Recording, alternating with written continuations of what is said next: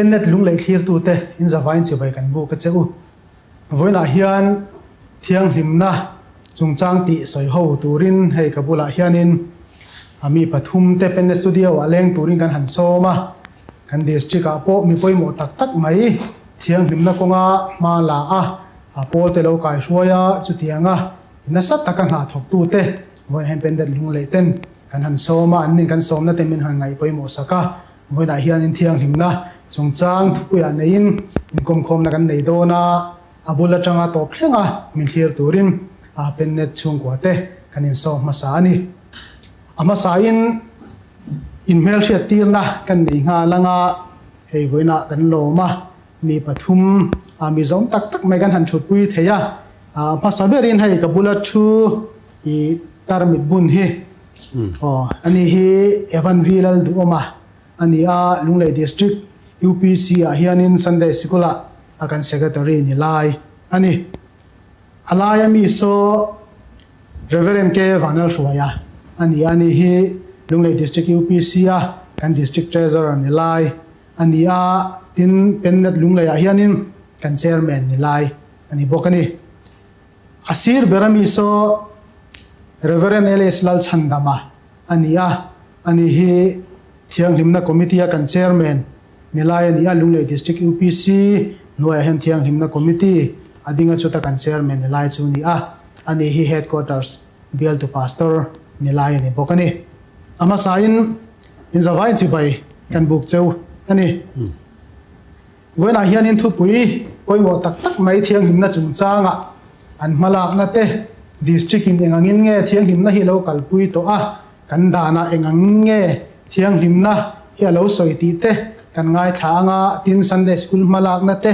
thiang hlimna committee malak na te chute in kan ngai tha pokanga tin thiang hlimna chungchanga kan ngai dan sang te mi pui te ta na hriat tur poimo te po ni ta sela kan han soi ho do na nia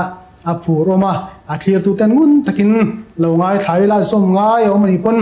zom tumila ke mania lak lungai seng lungai te po tam takom tura kan ngaya chu tiang te chuanin chang khan lo nei taila chain kan ria kan suai tu te ponin bo sei na sa chung te chu voina ain bo sei na te chu hlok na kan chan theina tura ta na ni pui te kan poimo ni ti kha masai kan sei du ni le ti khanin kanin kom bul kan han chan chong hal mai tura ngai taila ani pon that in kan thu zo te min chang tura te po kan ngaya masaberin kan district treasurer kan hanzot masaberanga ani kan thu pui soi hon na te po min nei sakta sela thain kan chia thiang himna kan thu pui te ni angin chumi ba ka chuanin district lamatang kan danin thiang himna turin ko han member te thiang him turin engangin nge min be sei ain zia dan te le district lunglei district big ni ta sela kan malak dan tang pui kan local pui chho dan to tang pui te po min han soi sanghal tura te po ngai taila ama saberin puma roi kan so mange hello bom le mai voina hei thiang hlimna chungchang kan soi do na Cochrane history te tin ro rel nei na lo rel to dan te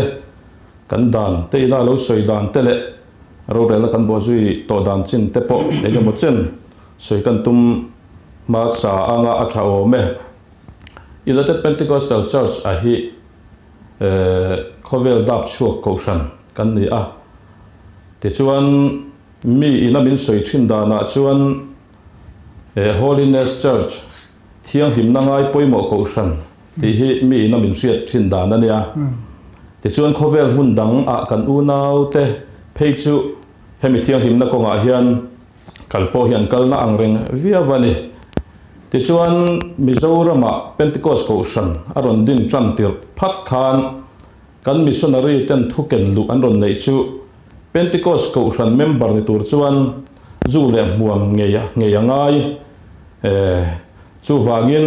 Cochrane zu le muam hi apom lovani ti khan ron thu ken lu ani ti chuan kan Cochrane suai tu masa ten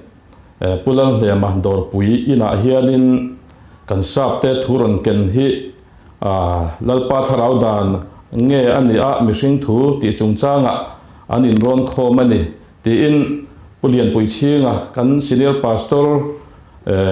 keile UPC ti ziak tu in ale khabuzia khana ziaka tin kum sang ni le som ni Beirul Thuzira Khan Reverend Kedar Sairovan Aziak Boka Chumi kan kausan suai tu masa te anin ron khom na chuan kan sap te thuron ken hi lalpa tharau dan nge ni ti lung rual takin an poma chutia ni chuan Mizoram kausan Pentecost kausan aron din tran tir tang khan zu le muam hi kausan ten ti lo turin an khap nga la ni ti la kan soi sual om love ti chuan sang kha zakwa somnga le pakua a General Conference nei ani a resolution number parukna hian rongbol tu te tin dikon le head dikon zong te chu le muam ngei se in ser thiang him deuh turin General Conference hianin min ngen bok ani tin sang le som General Conference voi somli le pahnia khan thiang him na be pui notice India huwa pa thla ni sela tin ro rel nei lo rel to boka tin hei Beirul Thuzira hi kum sang ni le panga atangin notice India huwa pa zirlai bu pakhat kan manga chumi ma lungle district in kan kalai bi ka khan Beirul Thuzira sangkha zakwa sumkua le pahni khan Reverend CS Pachunga zia thiang himna te hi kan zir to Beirul Thuzira tin notice India huwa pa hemi Beirul Thuzir bukhat kan man nuwa hianin tumhni kan zir to bok kani ti chuan then khat chuanin thiang himna kan ti hian Pentecost kausan te hian pon lam thiang himna thu deuh ngata hianin in ngai lek po ompal the ani ya amai ro chu Pentecost kausan te hian chung lam thiang himna le pon lam thiang himna kan ngai poimo ve ani kan thu soi tam tak hi pulpit la nga kan soi te hi ngun devin ngai tu ila ik tur te rin om tur te ring tu nun su pui tur ten kalin zirtir na sa a heng zong hi mimala a hlo tin thena tura tan chuan adon sunna thinlung lam kha thiang him tho kha anga ya kan pon lam chet vel dan zong min thunun tu ber chu kan ru kan sungril lam alia wangin heng kan in zirtir na ring tu nun dan tur kan ti zong te po hi a hlo tin na tak chu thinlung lam thiang him na tang lo chuan ti hlo tin thei kha ni chuang lova chu wangin sungril lam thiang him na hi apoi mo ani ti hian soi lo mai ila kan rongbol na le kan salmon tam tak a hlo tin thei na tur tan chuan thinlung lam atanga in tran zel ani awangin sungril lam thiang him na kan ngai poi mo ani ti hian telang cheng kan sebokani tin chu ba ka chuan Nepal lam thiang him na a hianin ma kan la na sa ang renga hemi zu le huam bi ka po hian ro rel na ina arel pi lama kan dana hianin motor engamo a oma kan constitution article som le pakuana a hian section number za le som ni le pakhata kausan member te min be seidan min kan muwa chumia chuan a hian ti sa le tharau bol hlo na tin reng laka mali intifayin Bible in ring tu te ti lo tura asoite ba ka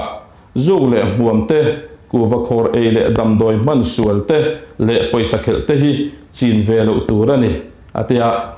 chu kan da ni na ko member te kan zum ngei tura ta na min be se yade tin bia hian khovel him hlo bol na thalo lam ko shan ti amoi lo le bol hlo chitin reng ti lo tura ni ti in ko member te min be se na kan mu boka tin chu ba ka chuan district in kai hruaina dan kan nei le a hemi district in kai hruaina dan a hian kan constitution ami a hi zialu ani bia lama member te khu akhirna ti bi ka hi kan han nei le a chu bung li na a district in kai hruaina bung li na section number 8 a hian kan mu a zu sak le zo te zu in te rui hlo dang tak sati sa thei thil te chung chu tilo turin kan kausan hianin min be sayani kausan khap thilani panina hian sarkar phalo thil zorte damdoi mansual te chu tilo turin member te min be sei boka pathumna mi pale mi pa in nei te meisiale meisia in nei te nu pa nga in kop te nu pui ni silo mi pat meisia na in man ton te no chi zorte po hi kausanina member te min khapna thil ani a tin en nom thalo kan ti ang chi en hi khapa mi rok te mi suam te ruk le hlep ruk te vau na hmanga mi thil phut le lak sak te hi kan dan hianin min khap boka tin anun na turata hlo omni si lawa nau ti tlak kan ti ang chi ho zong zong po hi kan dan hianin district in kai hria dan hian min khapa chuti ang laka chun in thiar fe him turin koshan member te hi beisei kan ni ani tin kan ro rel nei na ma kan lo lak to le kan lo rel to dana chuan district conference vai som ni le pakhat na sang khan zakua somre le paruka dei to khan license nei nupui nei te chu an nupui te po zu le muama an fi him nge turani ti kan ro rel nei in alo pass to a hemi sud le na hi al om lo wangin he tu hi tu na thuding lai le kal lai me kani ti kha kan soi du boka tin sang khan zakua som ko le pakhat district conference vai som ni le paruk na kan nei tum khan pu pui bial le pangzol bial atangin agenda ron lu ta oma chu rongbol tu te zu le muam ki tura agenda ron lut ani a chu ngun de kan ngai tu nuwa koshan member te kan zawai main zu le muam hei turin ngen ni sela tin rongbol tu le koshan upa chin te phei hi chu zu le muam hei vek ni se ti in ro rel nei na pa sa la ngei lo kan omani pon sang kha zakwa som ko le pakhat chung hianin ngei vek turin kanin nge na chu ro rel na ina kan rel ania ti chuan hemin hnu la ngei lo ro hi chu an rong bol na chol san se ti hi conference kan pa sari ti chuan sang kha zakwa som ko le pahi district conference vai som ni le pasari na khan hemi kum liam ta akan conference ro rel a hi kan han thir thale a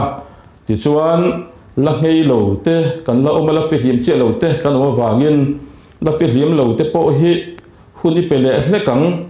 sang khan zakwa som ko le pahni me ka chung hian ngei turin in beise le ang ti in ro rel na in kan han rel le a hemin nuwa la ngei lo te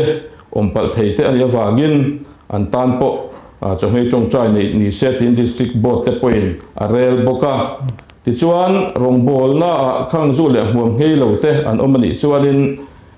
local main roi to lo tur ti kha district board vai som ko le palina khan arel bokani ti chuan sangka zakua som ko le panga a khan district board kan nei le a ro rel zale pariat na hian general conference vai som ni le pasari na rorel pakhat na khanin zu le muam te hi upapalai chin thei chuan ngei ni se ti ani angin kan district chunga po upapalai to chu le muam ngei ruat ngei ni se ti kan han rel le a ti chuan sang ni le pathum a hian district conference kan na ya ti chuan thiang him na bei pui hi kan district chunga hian thak ni se tin ro kan rela ti chuan na bozui turin district board kuta ada a ti chuan district board hianin ro arel ta a ti chuan chung kan ro rela chuan pakhat na a chuadin zu le huam ban san tur in zirtir ni se ti kan rela pahni na zu le huam ti mi rongbol tu a lak to lo ni se ti hi ro rel na ina kan rel ani boka pathum na mi pat mei chiat lama ming hliau te ko san a man mai lo tur palina taksa le mun ma von thiang dim konga in zirtir ni se ti kan rel boka tin district conference palai tan zu le muam ngei lo chu man mia lo turani ti hi kan han rel boka tin ko sana lo nei kan ti chorlai rongbol tu le bial department shoi tu ni lai zu le muam ngei lo te po ngei tura in ngen ni se ti kha kan ro rel na ina a rel ani boka ti chuan district board voi zale somnga le pariat na sang hi le som a khanin general conference rorel khami bo zui khanin district board in arel le a chuan zu le muam sau ni lovin nulat langwal na konga te sum le pai sil le fe na te tin in le lo thlengin thiang him tura chanlak ni se ti hi district board in arel le boka ti chuan district conference voi som di le pasari na sang hi le som le pahni kan nei tum khan pu pui bial atang le official atang le rasiveng bial atangin agenda ron lu ta oma chu kan dan ni na asoi ang hian zu le muam ko nga thiang him nan sa zo kan nei theinan war zo ka malak ni ro se na sa zo ka malak ni ro se te agenda ron lu ta chu kan han pass ta a ti chona bo zui turin district board kuta ada a district board hianin thiang him na committee hi adin chuak ta a chu ta tang chuan thiang him na committee a hi kan kal chhota a kan district a hian ti chuan sangni le som le pahni district board vai za som ruk le pakuana a hianin thiang him na turatan kan malak na tur ngen na thiang him na committee trainer on lu ta chu kan han rel khan heti hen kan pass le a biakin compound le ko han building hen ko han office kan ti te tin quarters te Sunday school hall kan ti te le CEC school te ponin chu le mun dang ko han mun ma a zong a te poi ti la dik mai o me henga te hian zu le huam ti khapna district ko han puin chua se atia district ko san pui tragin henga hian zu le huam ti khapna hi kan chu ani tin lunglei district atang hian anti tobacco Sunday le ni ve se ti kan rela notice India executive board ta tepo general huapa man ni se kan tia agenda kan the lu ta chu chumin pass saka kumtin December so ni voi hi na hi anti tobacco Sunday kan mangta ani ti chuan heng ba ka hian sanghi le som le pali te sanghi le som le panga som paruk chowa te sanghi le som le pakhat khen te ponian chu henga hiarin thiang him na be pui kha ti te zu le huam do kum a te tiang kan puang chho molani ti kha ka soi thei sin ni phot se tha o me angai nom hle mai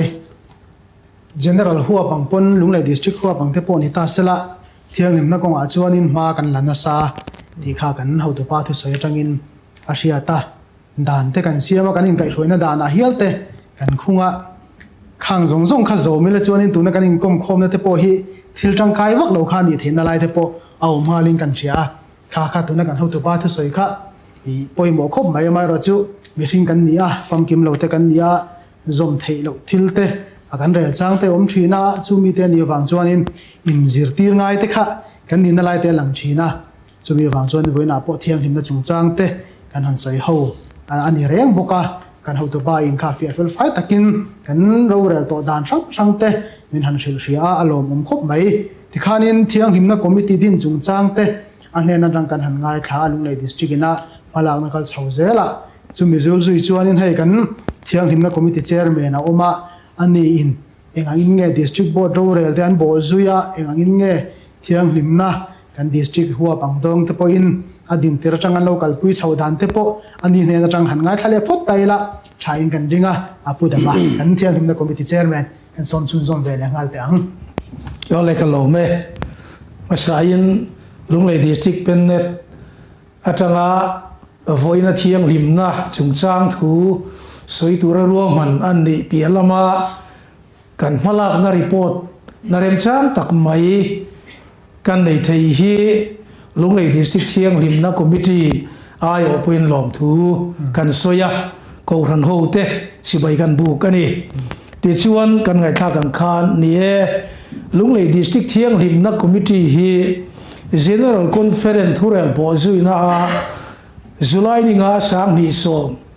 district board voice som nga le pariat na rural number som ni le pa ni na ina malak ni se tia arel na bo zuin sutatang chuan district board voice som ruk pariat na rural number som ni le pathum na district conference voice som ni pasari nei tuma rural na chuan huai tu te po dinin amala tu big iruat angatia suta huai tu aruat thiang lim na committee huai tu masaber te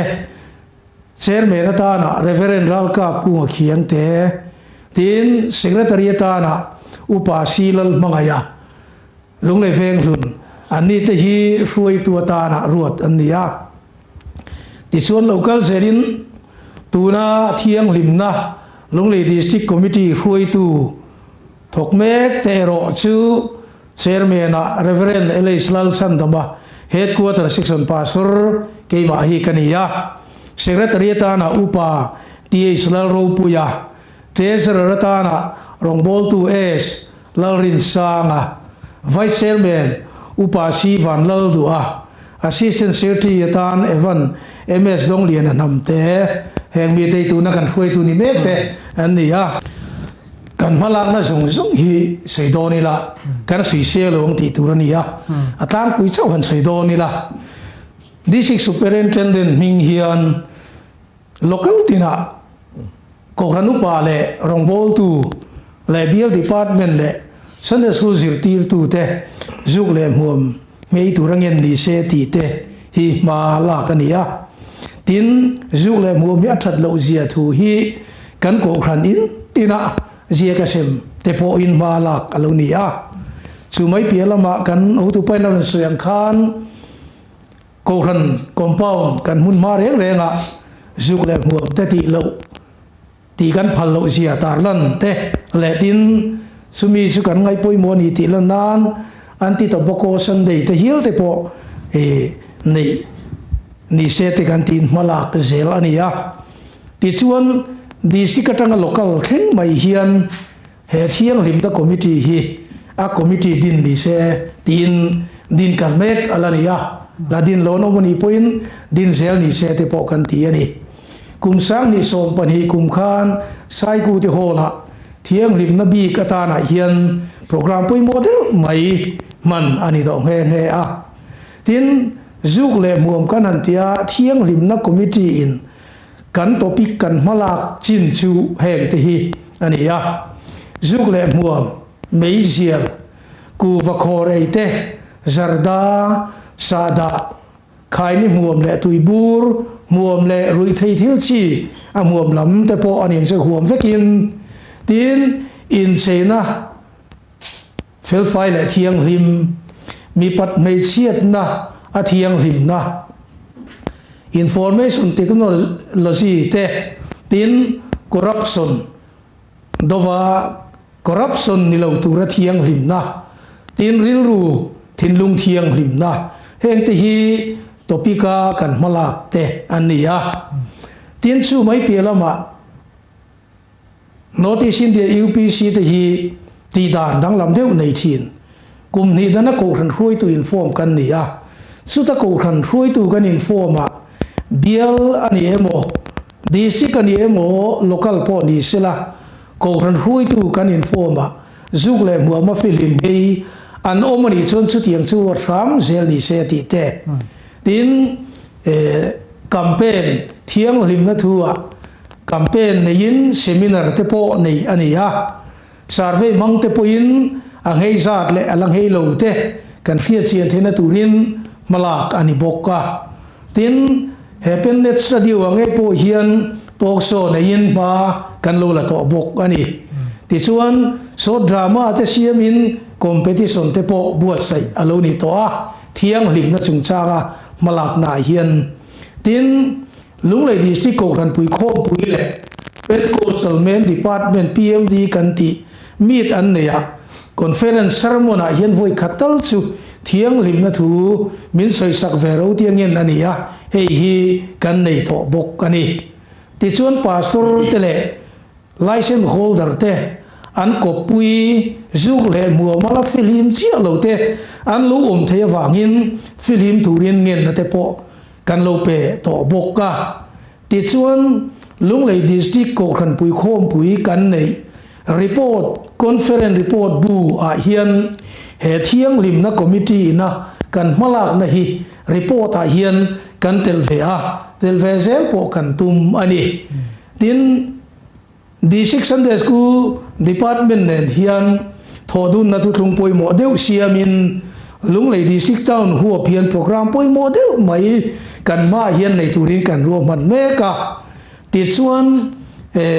campaign te hi nei to mai la kan la du tok lova kan la nei lo na local level tam tak oma chunga chun nei kal zel ni sela ti te hian ro man na kan siama chung zong kan malak na pialama khang kan malak na tele kan ma hun local zel turatana kan ma lak na tura hian lung lei district ko khan pui hian kan malak na kan sen so te sum lo ngai te om ve awangin ko khan pui hian min ngai sakem ma hen kan mo sum le pai te hi kan malak na tur min te ani ti lai te kha kan malak na kan report pi lama kan sailang ani lo me ngai nom le he mai thiang himna committee te pon thei to ban chua ma an la an malak na te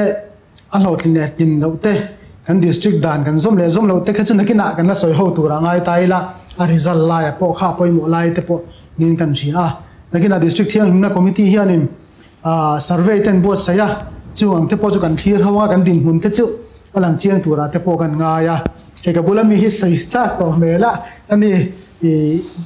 district Sunday school lama kan ho tu pa u do kan an som chho ve do na nga general Sunday school in kumpuan na ta na thiang himna te ani nin kan thia chunga chuan an tin nge lunglei district Sunday school department hian an bo zu ya thiang himna chung changa eng tiang ngen man lo lak ti te po puang chuak ve turin kan han so manga he tak thiang himna lama kan ho tu pa so yang khanin Sunday school lam pang ten en po tho ho na ten nei do na chung te po chu kan la ngai tha chun zom tura te po ngai tai la chho me tena chuan pu duwa di district Sunday school department malak na te kan sei chuak turin kan som ve le te ang kalome Sunday school department hian ni kuma tang khan thiang hlimna kumpuana kan lo nei to chu topic ruka then ania ni kumlam khan social media le juk le huam lam hoi kha nei ani to kumina hian in chaina le mi pat mei chiat na lam ma thiang hlimna kan han nei le don na ichuan ruang man na kan han nei dan chu ei lunglei district hi pathian khongai na azara department tin hian ko khan pui na ngai poimo awang hian kan ngai poimo tlanga PYD ang pon tun thleng hian kumpuana nei lo mai la report form a hin ala lang reng ani chu wang chuanin PYD te LAD te PCD kan tia marlam pang hian PCD hian nei velowa no pangpol PCD kan tia chung te nen chuan tho ho puya kan soma china kan thiang hlimna committee chairman ne soyang khan thiang hlimna committee lam nen po hian tho ho na thu thlung kan siam ta mania November ni khata hian khopui chung rongbol tu jong le Sunday school zirtir tu te huapin seminar kan nei don na chuta chuan mi thiam te thang chuakin resource person ate kan mang don nge ani tin na kuma hian nun dan moi le sum le pai lam hi kan ti le dona amaro chi kumin hi hei in cheina le sex lampang hi kan an soi dona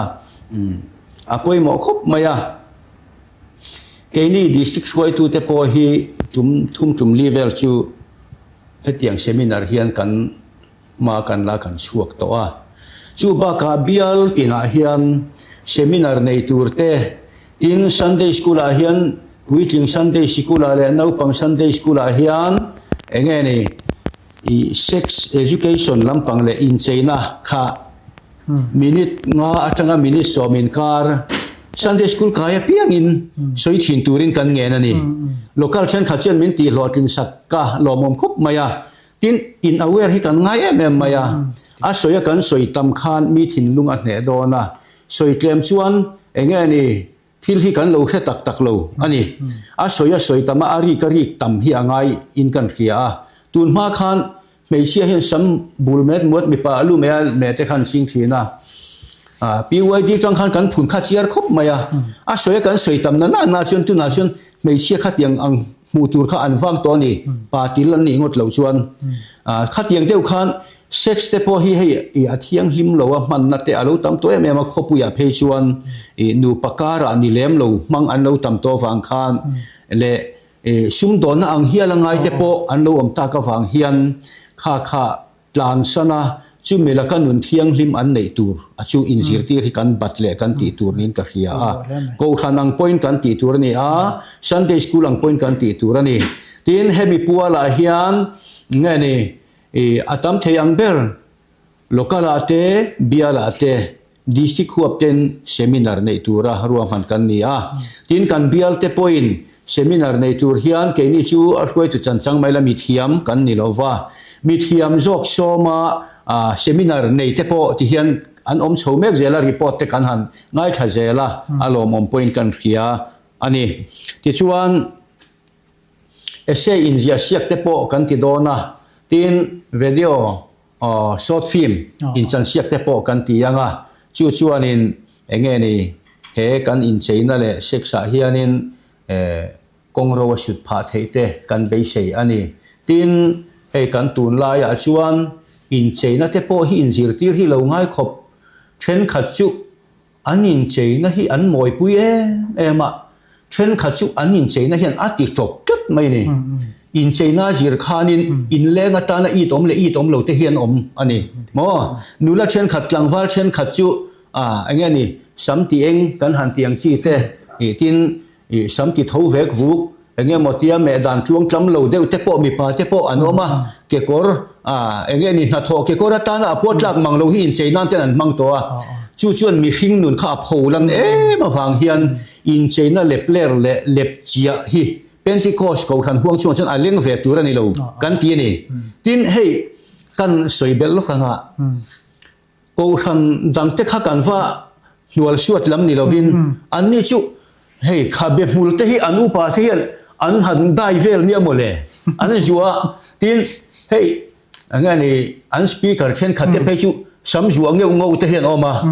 tun ma kan en ton thin kha en ton tla kan ni ta lo top mai te kan ti dewani in cheina lama hian rong bol tu chu rong bol tu ni na ang takin ai cheina kha fel fai turani en ton tla kin anung turani ti kha kan ngai dan ani a tin chu mi pia lama chuan hei enge ni thok khat lai khan game speaker ina arong bol na ne na ke kor bul hain thu soya ti sa thain thu soya kha tiang ang che kha ke ni ko than atan hi chuanin ati chi lawa kan nga ya rong bol tu ni nangin pui thiam form deuh hi omani kan ti ani tin in khom mi ani point in khom thuam no a omani kan ti ani tin kholai kan nu ani point kholai thuam no hi om zela kan thuam no min ti sa om tur te a thiang lim mi mit bua po in cheina thiang lim hi omani ti te hi kan in zir tir tumber chu ani midang lambik ni kan tumani deuh ber mai chu sa thiam em tiang zo chen kan soi mai ange tin kan malang na tur hi kong tam tak a oma ti chuan pen ne ta te po thu soi turin kan ho tu tele mi thiam te kan na ruai dona social media kal tlang te hian kan la soi dona ni ke ni chu athiam ber ha kan ni chuang lawa athiam te kan ruai se langa hei oi taka thu soi thiam hin omania tong kam thiam hi then khat chu avar poi kan soi var thiam manglo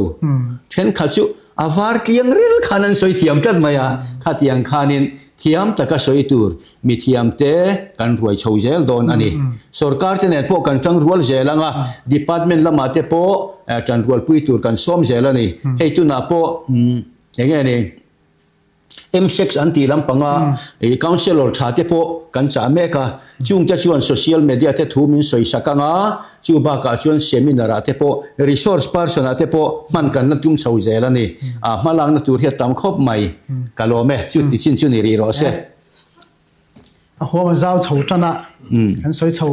mol tananga ti khani kan malang na sang te a department ang zong te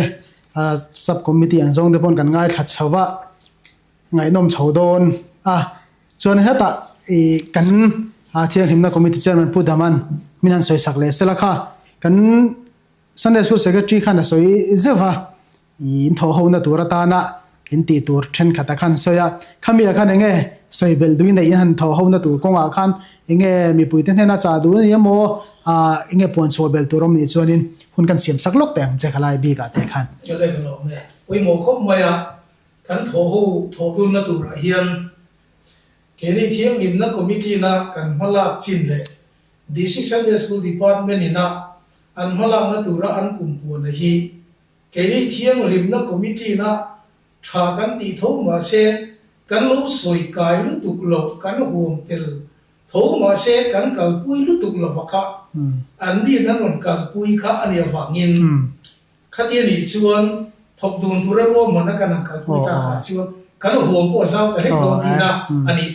chú cần thổ nó tụ ra cần thu bùi bồn à huống mà sao ta tiến cái đi thiêng lim na committee na cần mua la ka cần soi thi na ka anh đi bùi min soi bùi về đồn ta thì na ni cần thu soi thi khang về ka cần khang cần mua la cần đi bồn cần soi nga hu point ma cần là hu đồn ta thì na ka cột đều ta mai chuan hei chuan na sape in ma son tirin ma kan son pui nge hi kan ringa chu ti tak ka thiang lim na committee le district Sunday school department poina phur le tha tho taka zau taka thanem ngai taka mala ka tumna hian ko ran mi pui te poin kan ti ve thei om chun chu va soi ve kher lo mai la mala tu te na an mala na kan lo zom hian chu kan thokho wani kan tlang ani tia kha apoi muin ka khia chu tiek tu chuan ko khan mi puite ka som du bok ani alom ome le ti khanin kan kal chawanga tuna hianin thupoi mo de omai ama saber tan asoi hona nei turin chop chu gan duwa Sunday school department ai watch hun ni wang khanan mi mal ngai dan soi thelo tura ngai lo tai la ami mal ngai dan ten soyanga kha thiang limna committee ngai dan te Sunday school ngai dan te district ngai dan te po ani kherlo tura kan ngai voina hianin anni po zalen na zau takan nei tin sheta sela chain kan chia nelo chuanin an thu soi piang chumi ngai dan chu mo kan lo ti sakzel kha chuan follow tura kan ngaya pason na tu tam tak te po kan sei chuak tura ngai la ma saberin he thiang limna chungchang te khan kan malang na sang te kan dan nei te kan chia kan malang na tu te le kan ingen na to zong te po kan han puang chuaka khata khanin hei tunla ya chuanin langsar taxi amai ro chu kan dana po kha a in zia khap mai te awma ro chu tle ma kan pal zu deu nia langlai abikin zuk le hmom chungchang kuwa te mei zial te kha teng chungchang a hen ngei hari kan han ti khopa ama ju kan dan kha chuan kha chiang taka soina te po kan huwa hemi chungchang a hianin a bikin thil dang i social media te chung lampang thiang hlimna sex le ti kai hnoi lampang kha chu da that phot thri ta ila tuna bi khi chuanin enge zuk le hmom kuwa le meizial hemi kong chungchang a hianin ko than ho te zomata na kan du enge hemi chungchang hi thiang hlimna a hianin kan han rin lut tel chu ne kan dana te po amai ro chu kan mi mal ngai dan te po ni ta sela khata khan eng angin nge helai kong hi kan mi malina kan lo don sona member te po chu teng kha teng chuanin hemi chungchang a hi chuanin ti du kan nei lai kha in ngai dan ka the cha ka a chan chu tun lai kan soyang khanin hemi chungchang a hi tle ma pal zu thi an hlo dewa a ngei lo pon chu teng kha teng ti ang chi te ngei kha ngai lo teng chi te po ril ruwa hianin member tam taka hianin alianin kan sia khalai kha thiang lim lo na ni dan te a thiang lim lo ve kan ti ni bong kha chu kan thu ni ta sela so yang khan zalen na zau de kan nei ni ta sela khami chungcha kan ngai dan kha ka he cha ka ma saberin puma hruaya kan so manganin ama mi mal ngai dan takin min han soi sak ta sela a thau me chu mi zo chuanin pudwa kan som chun zom don ya ale alom ume ya zule buam chungcha ma hian ko san te ro rel na tele kan dan te poina soi min be sei ati hlotin na lama hian kan be sei agin kan chak lei thei lova zer thu cheng lova kan society ya tu ma tanga zule buam ne na in chi pia kan ne wangin chu wang chuan du angin ma po kan la sot lei thei lo kan be sei ang result kan nei lei thei lova chu ti ro le ro chuan kan ti tran tir ngai tu chuan enge mo za thianin tu na hianin kan filim chawa ma te po kan la chho mek zel boka ati to a hi azun hi alo na via ani oma chu wang chuanin ngei theilo te tam tak ten lo to wangin ko salina ma kan lang na pakata chuan no panglama tangin enge mala ta kan bul kan tana nakina hi chu chiang zo te po kan la soi tura ngai la a tha ome ti chuan ko san ro rel kan don son dan te tin thil kong tam taka te pon yang chu kan ril ru put mang sim lai hi kan siam dik kan her dik zo khi anga in kan ria thiang him na kan han ti po hian adon son na ril ru le thilung lam a hi kan ril ru put mang a hi adik te po tha in kan nga ya a turin kan ria เนี่ยที่ได้ส่วนข้านเช่นขัดส่วนชั้นดำนักข่อยเราจุดที่ขัดที่อันเตียขัดลำขัดจุกันสวยตัวที่อันนี้เราก็ฉันรู้เรื่องนี้ขัดตะกินกันส่งตัวนี่ที่ไล่โจให้กันเรื่องรูปมังเลยแห่งเที่ยงหิมนะคงมากันละนะกันโดนส่วนดานตัวโจนี่เฮียนะหลังอ่ะทินให้มีเทียมเต้นนั่นสวยกันตักสตาร์นักขลุ่วันนี้นัดตั้มตัดอัดเห็นเทจู่เลยหัวเฮียนตีเตปะอันสวยถีน่ะตัวมาเฮียนกันเนี้ยเราอดีตตีให้กันปมตันดานนี่กันเสียอ่ะสุดที่นี่ส่วนกันตักสตาร์นักขลุ่นน่ะฮิจูมิสิงริรู้ไงตัวนั้นฟิล์มตะกจังพอเฮียดินตีเราไม่ฮิกันตักซากันมั่งไงดานตัวดิกตักโจกันนี่ล้อมันนี่เลยตีฮิกันริรู้เลยกันไงตัวนั้นไปน่ะโดนสนตานที่นัดใช้กันเสียอ่ะทินจูบากันสวยเลยดูอัจูก็ฉันเตะฮิเขาเวลสวลตักการอมเมกเตะสวยน่าเหี่ยมเตะงอลเวเตะช่วงหูฉันช่วงตัวตานะปะเทียนินเฮเขาเวลาดะกันนี่อ่ะจู่วางินช่วงอันมานี่บ่อยเมกตัวละกตาอันจะเล่นเทนตัวตานอาเบยตู้เตะฮิเองเงมบ่อยกันตานตัดฮิจวดินฉันช่วงตัวระหันโถชัวฮิมานี่ละมาพอเฮียดินอย่างเงี้ยนี่หันอินเทียมโลนั่นแต่พอพลังติดข้าวบกะจู่วางินdrugs งอลเวเตจู่งอลเวเตฉันช่วงตัวกันนี่จู่มีนี่ฟังจู่นินเกี่ยมานี่เงี้ยพอฮิติดโกโปลันกัดทุนหัวอยากกระดาษตัวนี้เตียงเดียวเฮียดินเกี่ยมานี่ฮิกันนินเนี่ยมาสักะ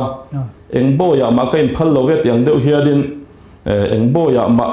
อินพัลละวะแห่งที่ทะเลาะเลยกันตักสตานก็ทะเลาะตีกันเชื่อเรื่องเตะทินกขันปอยนะทะเลาะวันนี้ที่อาขับเตะทินสการปอยนะทะเลาะวันนี้ติมลโบยกันตานสีจวนจุงเวทฉันสวกตัวเฮียรินหวยเซนเตปอฮาร์อังตีละอมจุเวกันรองบอลในอัลโลกจอกเห็นตัวตานเฮียรินเกี่ยมาฮิกอินในอ่างายนี่ติทินลุงจอกฮิกันอุปาเตกันรองบอลตัวเตปอเฮียรินกันปุดอาชายินกันเสียทินกันตู้กันฟาเต็นตีเราตัวตานกันดุมานี่นักหันติตัดลายฮิเฮติอัศยอาเฮียรินกันนุนมังเฮียนทิลทะเลกันกัลสันนักมังเฮียดินกันตู้กันฟาเตฮิซิรติรจอกละจูปอจู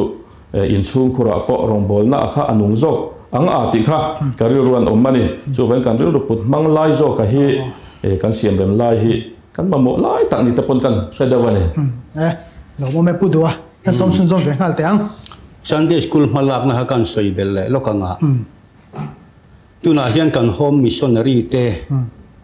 อันตรงบอลน่ะเปียงอ่ะกัน free evangelist เต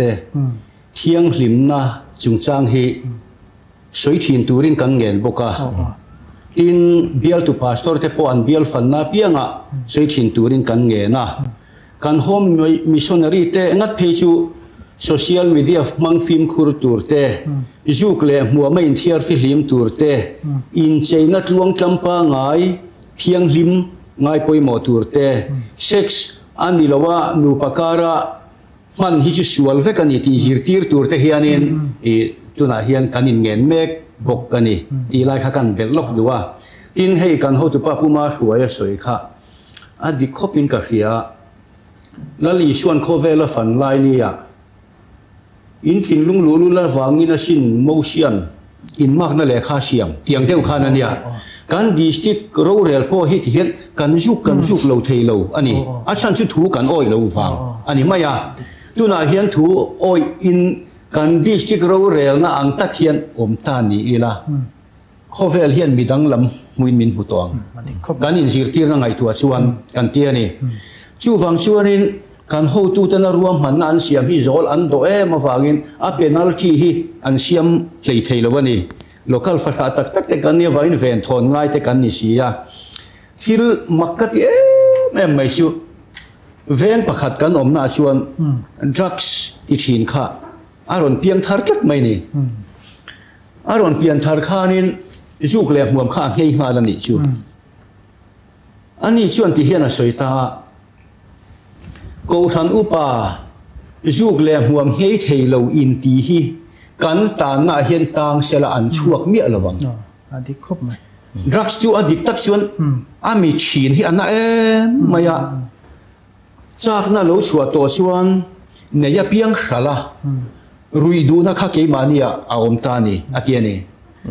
chu tiang khopa chak na sa a thin na chu kan han he kan han sim ta juk le muam te chu ti takani lo chuan lama kan zu chuan lama kan e chuan lama kan huam hi tam zo ka chak tak kan huam le kan zu ki chu atam lovani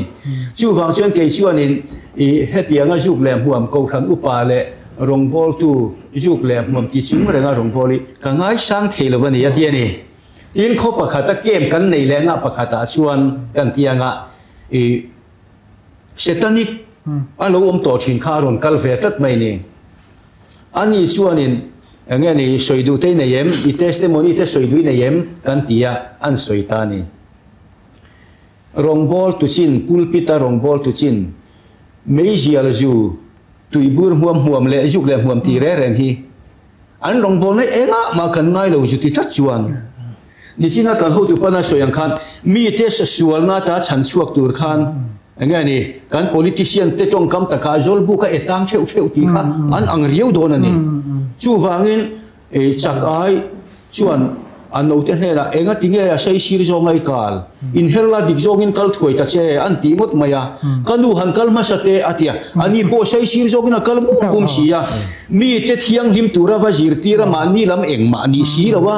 juk le huam po kan hei du si lo kha chuan kan rong bol na kha eng ma lo wa chang thei ti na ni chu pulpita thanem ngai via wa ataka eng ma ni si lo kha om the ni chu wang chuanin e kan mi le sa te hi he thiang hlim na juk le huam anga po kan hruai tak tak don ani chuan ma ni hian akong kan sial hi anga ya nau pang chu kal na om ko nga jir tirula a upathun poina thalo wanga tiang deu khan member te kan rong bol na ron chun zom zel tur te kong kan lo sial hi rong bol tu le upa ko khan lu hum chel tu te hian kan ti tur het taka a ka nga ya a poi khop ka tia kan ho tu ten ro rel chin khan kan ro rel to dan ten han siar chu ka khata tanga kan thu kan juk na chan kha enge kan ti jon kan lu le kan thuai lo wangin kan ho tu ten zol do na thin lung nen beram ven tianga mangin min en colony dan hi tal tu mang mang chu ni se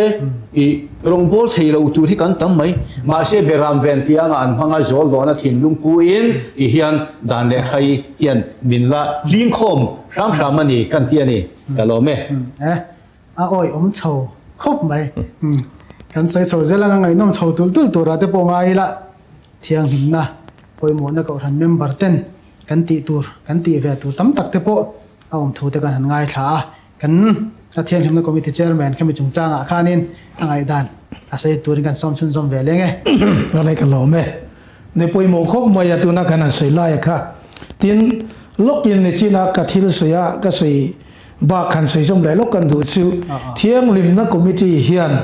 tun huna hian kan mala kalme ka kan booklet han siam campaign atana kan ken thina kha adang athar te po siamila changkang devin malak ni se kan te tu na hian ma kan la me kan ni kha kan sei ma sa lokani chu nia kan sei la ya hian midang te thil to na va soi ai chuan keima to ne tanga han soi te hian mi ten an lo hlok pui be se na kan nei chu poimo ka ti em chu ka ton to atanga midang ten an lo in en fe a thil hi a thei lovani kan ti tam ta ki chu kan tum lo le kan be lo ra atanga ka thei lo kan ti ngo thi tam de wi omem o kan ti ya chu keima ti hian kan soyanga ka hun ma sa chuang rong bol tu kani ma hian zuk le muam lama chuan azuk lam hi chu kating ai lo hrim amaro chu kuwa ero hi chu atui hi ka ti maya kuwa kan ya po zo pan na kuwa apo kuwa ro kanan chepa phek sol zum sel solin zo pan ha cha til tu kanan thua chinai kanan tat var le loya longpar le coconut che bun kanan tel chen khat mana che so pani ver kan lei gun lai kanan ei ti khachu na thok mi po ni la chafun hi ngai lo chu ti ko patui ti lo ti ve thin tui em han ei zonga thum dap pa he ve thin kha kani maro chu rong bol tu kan ni a rong bol tu kan ni chuan hei hi ka ti zel hi pathian rong bol tu muin min mulawang ro rel nei na ti le ti lo lam ka soi lo ka ti zel rem lo wa tui em chafun ai po thalel thin a lo lai nei lo ak vere a ei ren thin kha rong bol tu UPC rong bol tu kan ni tang khan ka pai nga la ni chu kan soi du na chan chu tui kan ti to a hian ba har pa ya har ti lo har ti hi chu ka chiang ani chu ti ro ro chuan mi ina tum tak na ane chuan zu no hian mui apan la va kutin ala lo chuan mei sial hian kutin ala lo chuan mui a thok kai ngot lo va pet mai la atinung tura lai tarina boka hal kai lo chuan mei sial chu sidra chu anung ngot lo bani chu bit ti tur chuan kutina aban miau lo chuan ka alut ngot lo bani chu chuan ya wangin rongbol tu tam takte ko khan khoi tu tam takte zuk le muam tui but sa da khai ni mei zial kanan zu a sarda te po ni kanan kal reng po rim nam rum mai mei zial zu ngat phei chu koi khat koi mi po liam se an nu a hian zu lo mi kalila a kan ma hian kalan omani ti kan khethe ni chu ti ko pakhethe kan ya awang le a san chu a ti lo chuan a ti thi te rin kan fi ani chu ni lai ara kan ti thin a hi pathian thil na tanga thil chuan ka me zil zuk le ka sa da khai ni ka zu in thin le ka tak ti thin le ka in chiu thin a hi pathian thil na tang chuan a lian le te chuang o lo dak chan ti wa an nei te lo zuk le bu me zil zu rin kan den viu lai ke hi kan thil ti thin lai hi dak si thi te hian min on thil le se eng tin min muang a khes le ani da na chu a in ang adang lam lo taksa a phoi chia da na chu mi ti lo tu le tha tham tu chuan a lo ti thi na hian ka tum le tum lo na a bul bera chuan thiang lim na bul in nga na bul thum chu ril ru le thin lung thiang lim na hi a ma saber in ka ya mi in a thalovani tia ro rel kholina a soi to chuan ani mo tia thoi to ka kan ti lo hian pathian thu oina ania kan tan a lo thabok sia ti hi keima ton to thangin ka hei thelo ti tam takina an ti hi chu ka ton to ramatang chuan kala oi thelo wani chu ka to na tang hian zir ve che ka du khop mai pu da man he na tang kha kan thu pui poi mo de mai zu le huam chung chang bi a top khana te pon ta sala khami bi ka chuanin aron nei thaviu in ga ria ko thami pui te pon a zom tumila ti thelo om lo ni ti kha chiang in kan chia zu le huam kan han sei ma kan ngei pe lo wang hian tam ta khi chuanin a ngei ngai lo hi la te hianin kan han chua kan thial lim na khoi chelo hi la nga te po kan han ngai deu thina mar zu na kan ngai thla ka tang khanin zom tu tam tak a kan nei in kan chia ngei kha a poi mo ber lai chu ni ti kha kan top na ta sala kan bi ka chuanin a thao me la ti kha ni china kan soi to a thiang himna committee lamin survey te kan ma salo ka an survey report ten han ti chua ka i mi pui mu tu ra te an han tlang zara khami chung chang kha voin hianin i sai ho thain ka ria a i kha ma sabera ta na i sai ho le taila thain kan ria a hei kan soyanga ma sabera ta na pudama i kan som sun zoma nga la hi kan soi lokanga kan report i ta pu hi kan khai khom lokanga chumi a chuanin enge angai dan te i po kan soi tu rangai taila kan a hroi tu dang te polo in bo sai ta sela lunglei district a hen bial som ni le pakhat kan oma tuna hianin thiang himna committee hian survey report an bo sai bi khi chu ko han member pum huwa pang zonga bo sai an ni lova upa le rong bol tu za ta tanga i zu le huam ngei zat an han tar langa chumi nuwa chon bel hroi tu zat department le ko han puitelin za ta tanga I zuk le muam te lo zat an han ti chuak boka chuta chuanin heti hian kan din mun ani a bial som ni le pakhata hianin upa le rong bol tu hi kan zawa in sang khat za som thum le panga kan oma chuta chuanin zuk le muam te lo zat hi zaruk som li le pakwa kan nia a percent chuanin 57.1% vel kha I zuk le muam te lo I za ta kha kan nia chuan bial thoi tu a ko than puile department bi ka hianin mi zanga som panga kan oma zuak le mom tilo his zathum som ko lai mai kan nia a percent zong chuan 75.7 ani hi thiang himna committee ten in survey report atanga langania lunglei district kan din hunte po nita sela chumi bha ka kan soi bel do chu kha khau pa le rong bol tu bha ka department huai tu te ani maya khamia khanin nichina kan Sunday school a secretary pu duana aron soya khanin PYD te LED te pon thiang himna chungchang an ngai poimo a I report a te po thiang himna I chungchang zuk le bom heza te po anron titel ve thina chu ta chuanin tun kumin sang hi som ni le panga a district conference report bu kan bu angin LED member zong zong hi lunglei district a hianin sangli za som sari anom meka zuk le bom hi zariat so man nia ngei lo hi sang thum za thum som ruk zet an oma a person chu chuanin 19.4 che in zuk le muam hi an he ne chu kan nu ho big ni ta sela so PYD a hianin sanga zaruk som pole pani member an oma chu ta chuanin zuk le muam nge hi sang kha zariat le pakhat ani a ngei lo hi sang thum zariat som ko pakhat an dia a person lak chuanin 31.64 velin PYD zinga hianin zuk le muam an he ani chu kan din mun ani July chenge kan I thiang himna committee chairman kha pudaman survey report hi kan han clear hawanga enge mudan a base te ne menge kan din hun nilai me ga hianin alung oi tha gam tilai te bokha soi ho thaila thain kan sia kalai kha ma survey report pui tu ten ni angin kan som ma sader te ang lai kan lo me ne report kan an muai hian ma kan an la a kan report hi 100% chuan adik lo ve thei tho boka amaro chu kan tum le kan tin zone pakhata chuan pol le ko khana po hian kan tum chu mi puite ne na ur taka fil hia mala tu ta na hruai tu kan poi mo wangin hruai tu bi ka ko khanu pa le rong bol tu le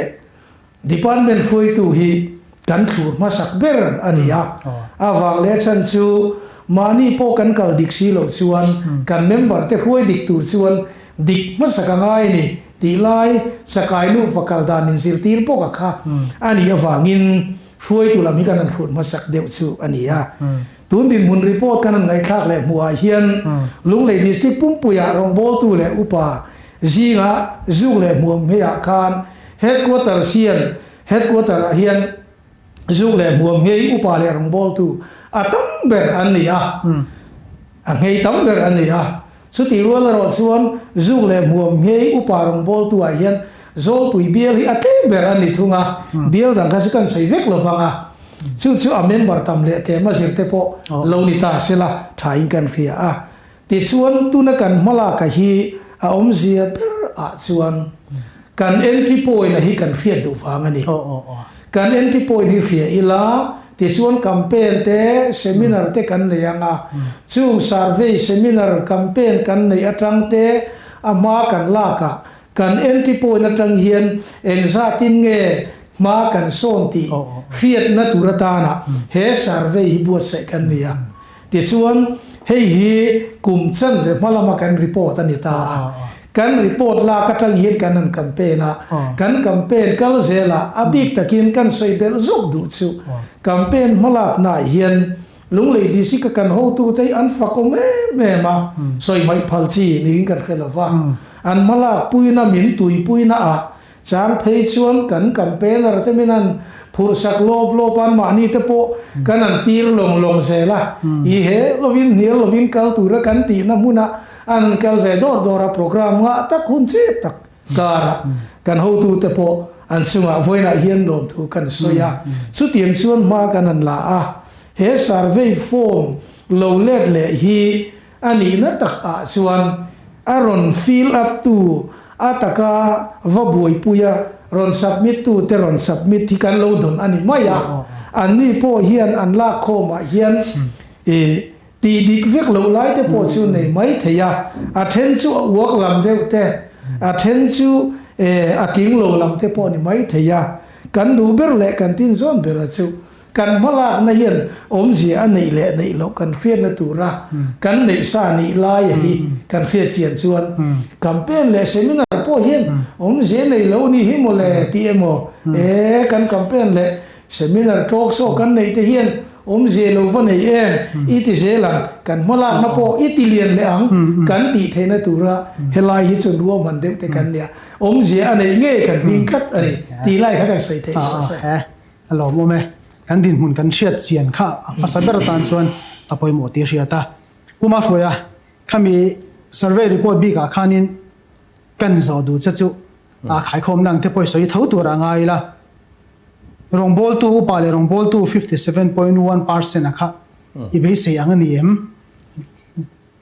bial foi tu department le ko han tu 75.7 han ni te kha ingei lo be se dan te ni em khanglai ve la kha hria ta cha ko min kan hria min han soi zaw sakla i du soi tel bok la chao me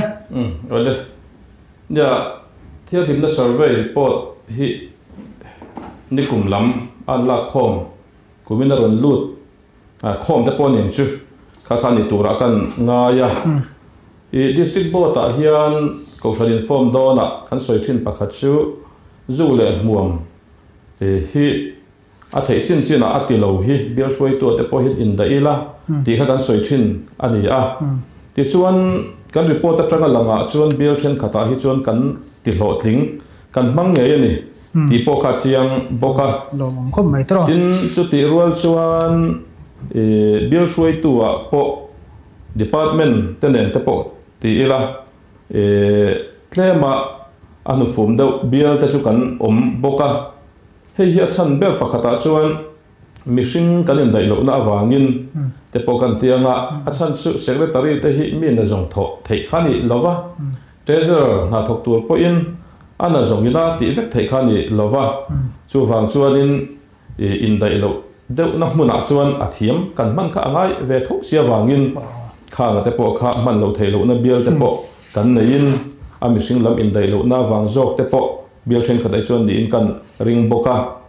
tin upa le rongbol tu zu le bom ngei a hi chuan kan district chunga a chan ve ai tam hi chu tian kan ngei to a alom khop maya nia rongbol tu in lak hi zu le bom ngei ngei hi lak to ni sela lak khat le tu reng reng chu ti kha kan ro rel na ani a chunga chuan a lak tu a bial tu passport po hian kan uluk via na a de ta ka chun local church atanga innor a hei chi lo ma sel ka in dai mang si rawati a innor hi a om ve thina chulai tak chu a har sat na lai le a bil tu passport tam po a boi thak na lai te ani bok thina tin lak to ngei lo an om le hi thil boi thak ang reng mai ania halin cho tir le ni se ti te po hi thanem ngai na ko nga then khadin soi thina dik reng maya chu ti ro le ro chuan thil dang hi a hnuk tel tam to thina ni ani to sa hanin cho ti le kan la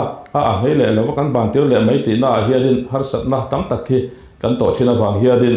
chulai chu boi thak ang reng mai ani na chin te po om boka tin ni china ka soi to ang tho khan bial tu pastor in rongbol tu kan lak don hian a church board lam te an ngei lo te poi kan zo thin a chan chu bial tu pastor in an ngei lo ti kan basit pui vek to lova in chen sil local khat aloi te khachuanin tha chiang tura kan nga ya tin hemi a hiarin report bial tu pastor ne na an soi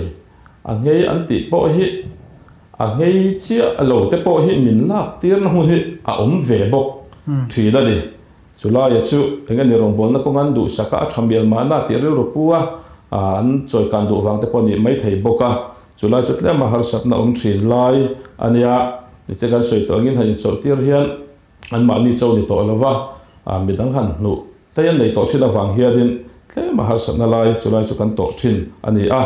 ti chuan bial shoi tu le department shoi tu kan te hi chuadin hei ma te po kan son ti hi lang reng maya tun ma ngai to chuan tinu pa le rong bol tu Julian bom ngeya po tun ma ngai to chuan ma chu kan son amai ro chu ma son le zel ro hi chu kan langa ya ni ha za kan ni ma hi chu adin malak zel ro chu anga ya ni ti lai ro chu ka soi tel ni sela a tha o me alo mo me kan pu du kan som sun som ve lenga survey report kha sang khan kan muta a i be se yang ani em khang lai khan nge soi du nei min han soi sak ve le ta la kha PYD te LAD te report te pokan han soi lang te la khang ang te kha min han soi jaw sak ve la chao me chu mi ma lokin thiang hlim na committee na seminar paper tun ma kan siam thin tuna po bu kan nei enlar san tu mek akha juk le muam IT in China mi pat mei chiat na corruption ti kha ani dewa chu wang chuanin a survey form hi adanga hi chun man rem chang lowa a in share hlei thei lowa juk le muam hi in share rem chang berani wang khan kan in share ko khan tan po dar thalang poi mo tak ani a PYD ate po hruai tu te kan lo ni ve to thina district level a tin thiang hlimna a te po kan lo ni to thina a har em mai chu kumina ngei khan a kum lian lo ti le a chenian lo ngei thar le a khat yang khat report po hi dik tak theilowa ama ro chu ma kan son nia ka hiat le ka thin lung ti lom tu em mai pakhat chu Pentecost ko than rong bol tu reng hi van tlang mit muwa juk le muam hi ti put hi mu turan wang ani mo secret ju lua te ku va ei tuam te a tui bur muama chak zoi yang chi te Pentecost rong bol tu hen mu turan wang tak ani chu enge ni kan ti a ngei chun ngei chi alo a chen chuan enge ni hanin thierna te ti jok ten ni a enge mokam chia zual pui han ti lok te kha an ni a ma she chu po chu a ruk the ang ber hian an ti china ei hi ma kan son na zel tur te po ni in karinga na kina chuan a ru ka ti lowa an ti mai an hei ve mai hun te po ala om tura ngai ila survey report an hi chuan adik ta chuan kan du kher mei ve a chu wang chuanin a chim chin hi a sang hlei thei lowa tin ko thana hian mi tak ji a hen mi tak lo hi tam jo hi kan lo om ve je boka PYD te po hi local hung dewa member jani jathum te han om ve bok ma se a active chu som li bor vel ba khi an lo ni lo china ka lom ne mem chu kan PYD te ji nga po hian ko thana tlema in mang hi chu juk le muam hi an ti to mang love mo katia rui hlo la kai chuan in thiar fi lim hi chu an chang an khia tin ti o ma hian an ngai lo a moi lo zia le a that lo zia chu an ke than chho mek nin ka khia chu wangin kan thiang hlim na committee malak na kala zela te po hi ti hian zoi in kan kala zelanga mi hring nun hi chu man mo ni mo i indu sakna wang te in mangai na wang ten ngei duak ila ti ha kan du ma se chu har maya kan society na lo ken ve to ania wang hianin har kan ti thina amai ro chu kan ma son na ro hi chu alangin ka khia i na thiala khan general PYD khompui a oma kata khanin na thiala dor siam ten PYD khompui chu juk le muam ti an tlema wangin kan in thalwan ti de kha ari kha moi ve tot mai ni chu wangin kan ko thalina hetianga kan ti hi ngei fi hlim chi a lo te po hi lem hi chuanin khung hi chun lo thuin ko than dan le khai chu kan za so thle mai ti la ya khanin ka thin lunge ro chu ti lom tho ani ti la ya kha kan soi ve du lo kan ni chu kan lo jong lo khan ka to sera nia a thanen ngai a ngei tur le a mala zo ma kan ti la ya du khop lo na trong ka man fet reng te hi phok na lambai chon ti su ti reng te hi angai kha anu lo wa su ti ru la kari ru lo om ve pakhana chuan ataka ka mu ka ton nge jinga lom na deu ka nei chu angei lo han ti pia la ma khan a ti leng lo azuar ke mani ko ran jing nge ya po e zon na la ata na la han mang ka tho te po hian ko ran yin nan to ni ko akan le lu sang ni a hian an lo khoi zor tur an lo ti miel po hi anin kha rum khop mai te hian ko khani na kan du lo thilani ti hi ko khan bi pui hi chon a khe thiamin ka ko in kha kun na po an nei i ti ni lo ma se e zon na bang si te am po hian pastor te mel an hu hian min zana an tilang hrim hrim po hian pathian le ko khan an ngai poi mo zian tilanga heta hi ko khan ho ne na po hi lo thu sei tu tam ta au min ka ti lai kan lo jom lo ni chu ne apoi mo khom mai ko san kan in zirti ra kan rel na saboka a committee hial din ko san kan nia chumi zona chu kan member te pon an rel ru ai to na hi chanin a in tum he to ni ti kha I thu se chang khana langin ka ria alo mum tin helai kan sei do chu upa le rong bol tu 57.1% ngei ania alo moma abak zong ngei lo 43 point something vela khachu I an la ti na kha nia amai ro chu I kan da na te kan soya kan neya rong bol to la thar do na chuan in zu le mo ngei ti te po an ni chawa khang te po khana up chho zel tu rangai la tlema mi hlui deu kan lo oma angei thei mi to lo te changa lo ti ve ngar te kha an oma heng te po hianin minla kan person kha minla ti chemai mai nin kan chia chumi wang chuanin heng te po hin up chho zel tu ra kan mi mal ngai da na chuanin an om ve de watin kan malak na a hlotling I thiang himna committee malak na te hei Sunday school te BYD LAD thlengin ko ran pui thlengin ta sela kan malak na hlotling ni lan na chu hei kan department roi tu ate I 75 lai kan han tling chawa hi alo mo min kan chia khala ha I lo tlingin kan chia kan seilang ve tel cha khrim shima ati lo te pon ti lo chun zom zel ta sela thain kan chia ti mi pui te na kan soi le do chu he survey report hi kan shoi tu tan soyang khanin za zaina diklo ani kan han post chua po bial chen kha chuanin I kha adik lo de wang ti ten oma amai ro chu e dik fam kim hlei theilova kum toplama te ti chole turani dona hei ai dik fam kim jok te pon a chuak thei tur angai taila helai I survey report kan ti chua tlema bial ni fol de wang lo lang te po ti dik lo de te lo mani chuanin in mi ngai dam na kan ngen nga la a chan chu kan report buang ang kha voina hi chuan kan han so mai ni ti lai kha kan soi ni ta sela a thao me kam khat let kan hemi kan in kom na ngai thatu ten an lo hiat tur pakhat taka du em chu Pentecost ko ran biak in le compound chunga hian juk le muam ti hi kan khapa ma se hei in nei ni khuate hianin ko ran dang nen kan in chen pol lo theilowa ko ran dang rong bol tu le upa fel tak taka kan ngai ten kan compound na mei min ju khum hi chu tha kan ti lo wang reng khup mai chu wangin Pentecost ko ran compound na chuan juk le muam hi an ti ngai le wani ti thei min fiat sak ve sela chu kan du khop mai in hau kha ati chi si lova in nei ni khuwa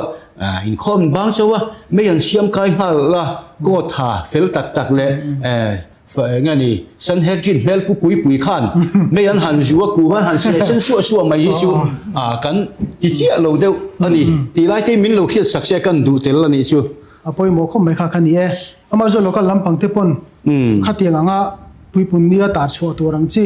te po khan nei theila chuani a tha deu me tar poi kan tar rom viau to in ka khia kha tar chho lang to rang chi te po khan nei tai la he office a te po conference center te mi mang du khilai kan conference hall te mang du an lo ve thina ko ran dang te po an hu tu ra ta na khan kan tar chho ka ke mani chon shreng bel min lo pol tu ten lo chang khanin an shel lo te po kha om ve thei thina kha local te pon mani hum ma chuanin are nga tar tur ni po ni lo engmo temporary deu taka han tar tur te po khan nei theila chuanin a thadon mangi ti kharil ron ron langa kan soi bel ni ta sela chawme la ti khanin survey report ta chuanin kalpel ta ila kan din mun te kan ria kan lom tlang lampang zok ni ta sela a lom fam kim hlei theilova ma ra chu kan kal chin kan thlen chin ai ra chu kan lom tlang ni tan kan ria chumi a chuan thiang himna hi nge kan ngai dan kalpui zel tul kan tiem eng tianga malak zel hinge thang tuna cha kan din hun kan ria survey report te kan huwa kan PYD te kan LAD te din hun kan ria kan share lawa chu PMD din kan share law ni mai an ni he thiang himna survey hin nei ve vak ngai lawa PMD lama hian PCD te ro hi chu 99 ve hi chu anin an ngei ka ring sa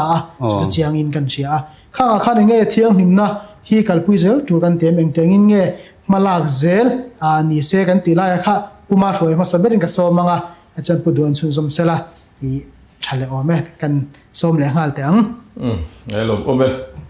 nia thiang rim na hi van kan thlen khe a kan malak ngai le malak tur te po ni ome chu wa chuanin malak sun zom zel hi chu kan ti tur ani la li so tho kal ma hi chuanin ti te po han soila dik mai ome ti chuan nia ma kan lak dan tura chuan ni che ka soi to angin akum tam lampang to hi chuan min kan malak hi sak deuh to a an thi sen jung za ma ha lo be het to a han ban san le mai te poi an har sa ve deuh to te po nianga chu wangin an no pang PCD kan ti te Sunday school kan ti atang te hianin ma kan lak na sak le zual te po hi a thaber mai om mang o ti ka ril ruwa om thina te chuan ne PCD a te po zirlai bu a te po heng thiang him na chung chang zu le huam te le zu le huam kher lo te po media kan ti te tin in sei la thleng mai te po in kan ziak lang thina chu tun nu a hian a lo tin na po hi mu chho hian kan in ria a PCD atanga PYD lut PCD thataka kai PYD lut chhawa hian zu le huam te lo hi an tam takho atan kan ria ni nikum a khan district board ma a le Bible school culture interview sang kan la a tin na thok tu te po kan la a mi za chuang zet thalai ron an ron interview a zona kan zo thin pakhat chu engtika anga zu le hmomi ngei ti hi nia ma se atam zo hianin katingai lo sim an ti de uvet zel to maya chu lo om lai ni kan ria a kum no pangte te ni kum lo ka tanga pi wei de ron lut te kum ni khat bak pi wei de lo om lo te pon ning chu PCD ma kan la na arwa run lang chhonin kan ria a chu wangin PCD tanga kan zir tir te Sunday school tanga no pang kan zir tir te hi a hlok ber to zokin kan ria ani tin in chung khura hianin in zir tir tam hi kan ngai hiau mai nu le pa ten kan fa te hne na heng zu le hum kan ti te rui hlo po ni sela tin in chei dan tu phung sim po hi in chung khura tang hianin kan in zir tir tam te po hi a tulin kan ria a nu le pa ne la tanga zir tir na emo tin zu le hum man lo ti po a nu le pa te na poi ti lo lutuk mel kan put te hianin no pang te hi ati huang tau ve bok thina chu wangin nu le pa te po hianin heng rui thei thil kan ti te zu le hum po ni sela tin thiang him nei na ken te social media kan man da tu thleng po ni sela in chung khura tang hian ulu takin kan in zir tir tam hi apoi mo in kan sebokani tin sarmona te po hian kan soi thina kan soi zelanga soi zel te po hi tha a hun rem chang le hun rem chang a chuan thiang him tura kan in zir tir zel mai hi kan ti ma mo ni te point kan ria a seminar po ni se tin thil dang po ni se la discussion po ni se la hetien kan nei zel hi a hlokin ka ria chu wangin hemi in zir tir na ko nga hi chuan chol thei kan ni lo ti zel tura ni ti lai kha kan soi ni se tha ome pudo ka som chun zom ve la ngale kalo me malak na hi chu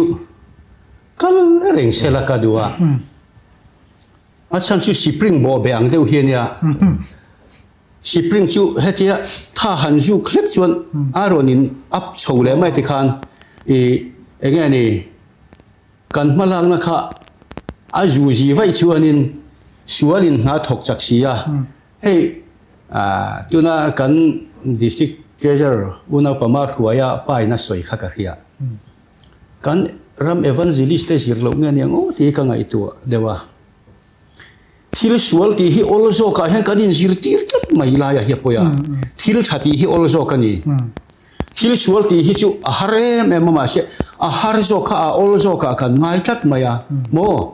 rui hlo ti turte zuk le muam ti turte ti chan phei chuan nu le pa khiat an hlawa a har te lu nen khan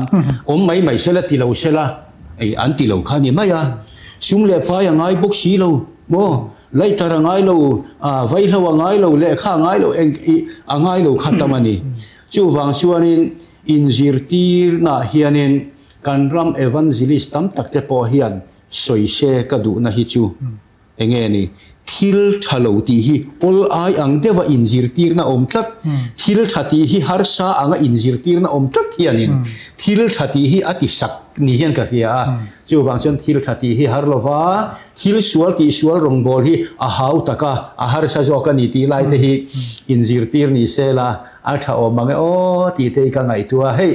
counseling class an han nei re reng le speaker tam tak phe yan an sual lai khan cha po pu mo ti om tak hian an han ti thin te a thalo mange o pulpit tlanga mani sual lai u chuak tak taka han au pui the a thalo mange o hi ka ti thina a mai ro chu minun har sabik drugs ngol ve te hne na counseling a big taka an van nei ni chuan ke ngei po ita na hen ka lo tang to thina sin tia i khai chuana tur man ruan mangani chuan thu thana nia pulpit tlanga uan pui ang khriman sual lai uar thei to pan han soi thin te hi chuanin let chalo hi chu mai o mango ti te ka ngai tua chu wang chuan he thiang hlimna committee hi kalzel sela awareness campaign poi kalzel sela ti hi kan duwa tin kan thiang hlim nai na ken pakhat corruption lai hi kan ram mel ma ania wangin company khathan soi tek kan duwa hey revival speaker chen khachuanin again usual testimony ain ko khanu pa testimony kan ngai thadu jok ten ti ani enge chan niango ka ti an ko thanu pa te khati taka bol hloa an hun jet enga tingan thunun mai lo ti ha ka ngai tuana heno mani pathian khongai na jara keini ko thana sarkar na thok million deu kan nei te corruption an film em mai le mi en ton tla ka anom hianin ka thin lung heti lom chat mai ni chu wang chuan pathian khongai nein kan ko than upa te kan rong bol tu te hi testimony soi ngai ma enge hum sualan dai om hi kan in hulo tlat maya rin hlel poi kan in nei lo tlat mai la ya hi ke ni ko than tang lam na bik le enge ni ka lom na pakhat ani khatiang anga kan ko than upa te an lo oma amol pho the ang bera wan tlang jinga rong bol na ta na kan man chuan kan pui thiam te kha min kan fa ten hum sual lo dai se an mani khai chuak tura sa khorong bol tu te an rin lo chuan a khai chu kha khir don lut tu kani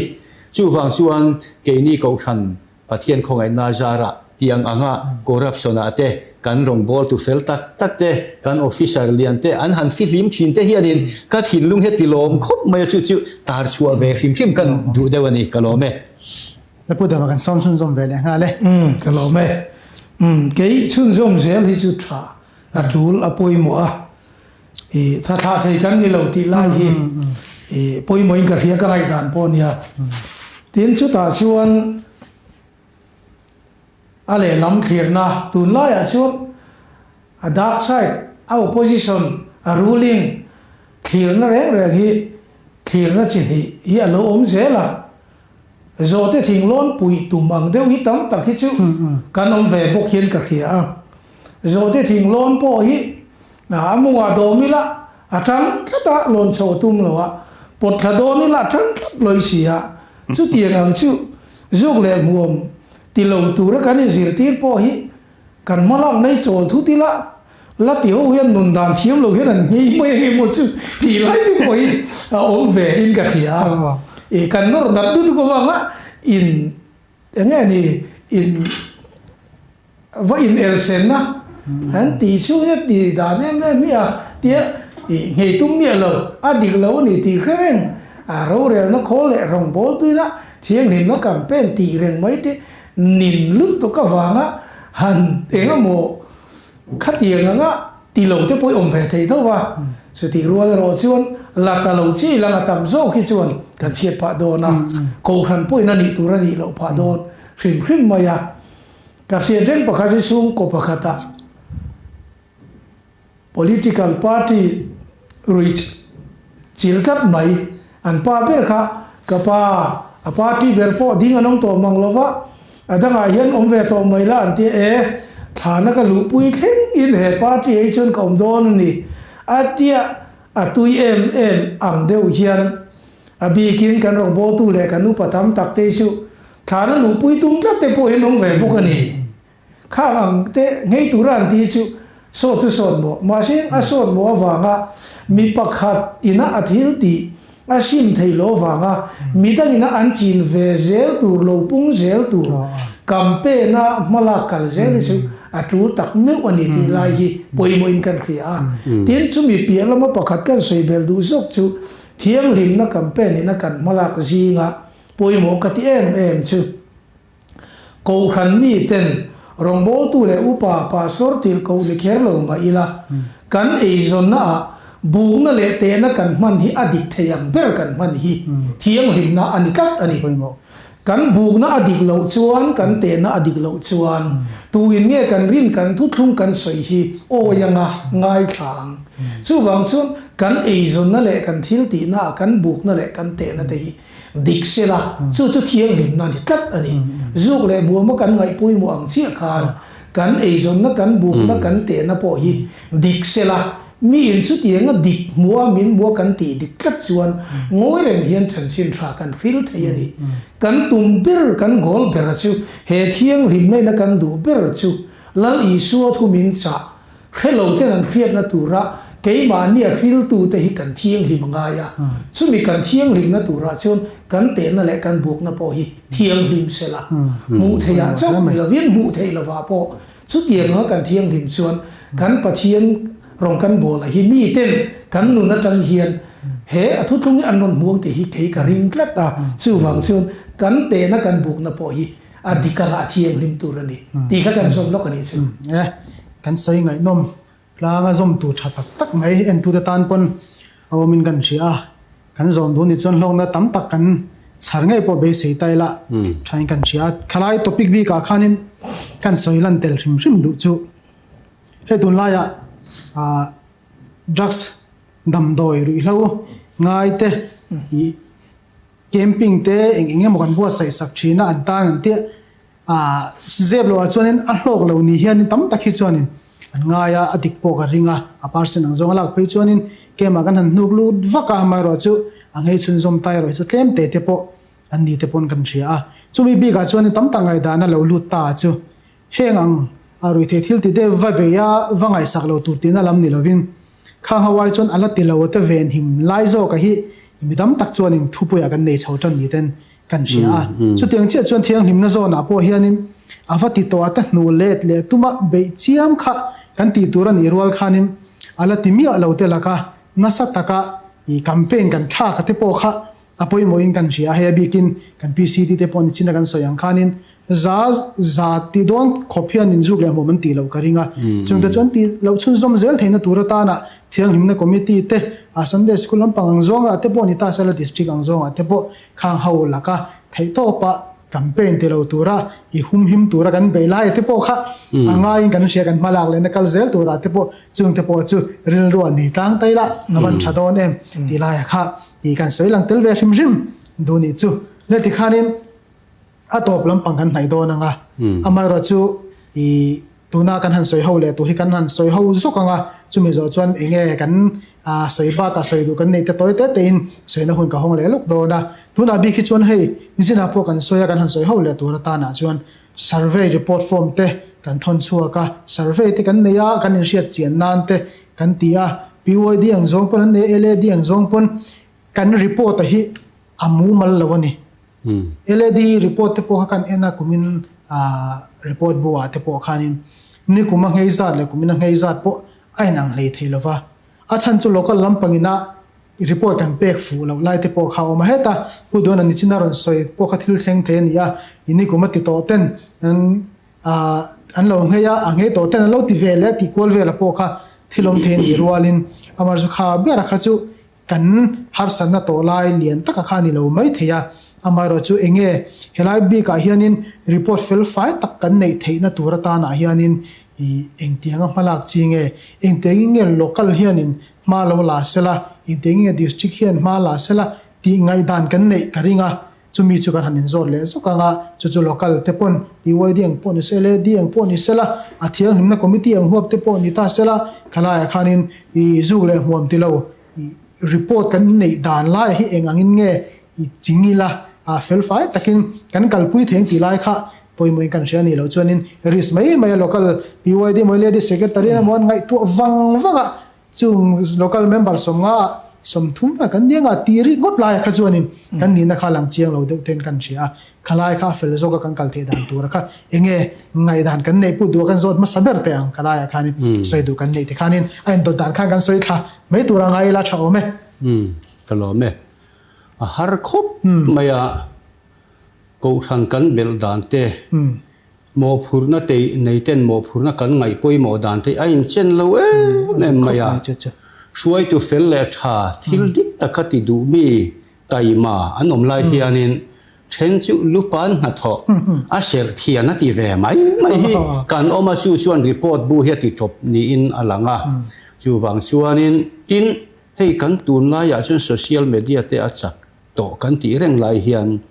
chen kha chu a thu le poimo po lo en na chang hremang lo kha kan om le tho maya tin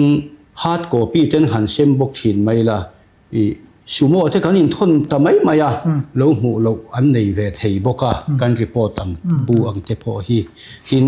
social media atangin WhatsApp atang ten kan hanin zui thin takna a chu po churin ai chuanin report lam hi Sunday school anga te phei chuanin a chak mo khop maya PYD a hi chuan tlem chuanin an chak devin kan ria a ram thim ang te Sunday school ang te chuan tle ma kum chon nu to lampang hi lokala po bia la po huai tu an lo ni deuh tlang pui ya fel tak tak om ma seng khang khatle min